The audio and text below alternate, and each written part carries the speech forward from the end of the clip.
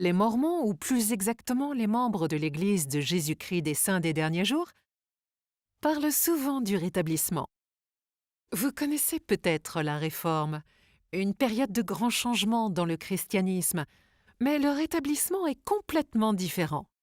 Il s'agit du retour complet à notre époque de l'Église primitive de Jésus-Christ, celle que Jésus lui-même a organisée comme le décrit le Nouveau Testament.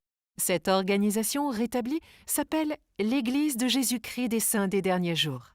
Peu après avoir appelé ses 12 apôtres, Jésus a organisé son Église afin d'apporter le salut à tous les enfants de Dieu. La nouvelle Église enseignait aux hommes et aux femmes la nature de Dieu, ce qui pouvait leur permettre de devenir plus semblables à lui et retourner en sa présence. Dans le Nouveau Testament, l'apôtre Paul explique que l'Église de Jésus-Christ était édifiée sur le fondement des apôtres et des prophètes, Jésus-Christ lui-même étant la pierre angulaire. Durant son ministère, Jésus a enseigné son évangile aux apôtres et leur a donné l'autorité d'enseigner la vérité au peuple et de le servir. Cela s'appelle la prêtrise. Après sa mort et sa résurrection, il a commandé à ses apôtres d'aller et de faire de toutes les nations des disciples. Ceux-ci, chargés de la lumière de l'évangile du Seigneur, l'ont transmise aux gens en les instruisant. Le christianisme, la croyance au Christ et en la lumière de son évangile a commencé à se propager. Mais au fil du temps, les apôtres ont été tués. La prêtrise et la lumière de l'Évangile ont alors été perdues et les ténèbres ont fait leur chemin.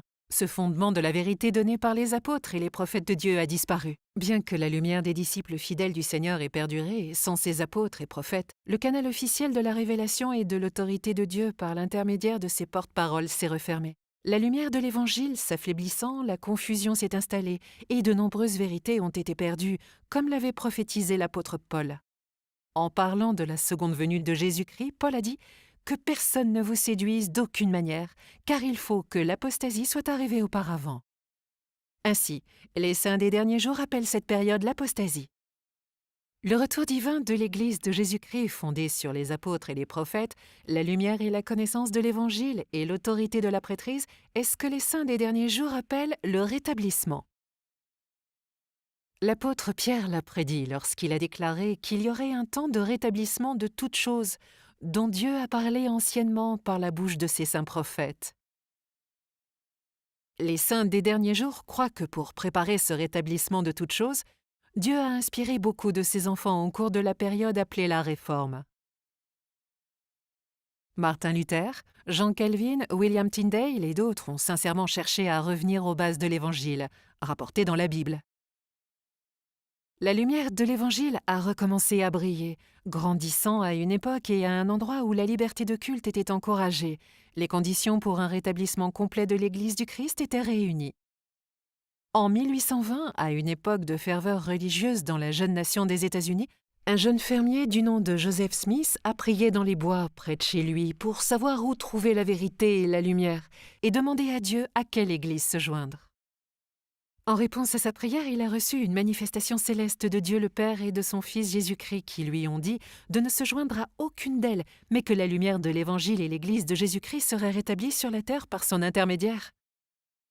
Pendant les 10 années suivantes, il a reçu davantage de lumière, de connaissance et de révélation. Le 6 avril 1830, sous la direction de Dieu et par l'autorité de la prêtrise qu'il avait reçue, Joseph Smith et 5 autres hommes ont officiellement organisé l'Église de Jésus-Christ des Saints des Derniers Jours. Ainsi a débuté l'accomplissement de la prophétie de Pierre concernant le rétablissement de toutes choses. Alors, qu'est-ce qui a été rétabli? Tout ce qui se trouvait dans l'Église du Christ originelle, la vérité, la révélation et la doctrine pure du Christ. Les ordonnances ont été rétablies, telles que le baptême par immersion, le don du Saint-Esprit et celui de l'autorité de la prêtrise de Dieu.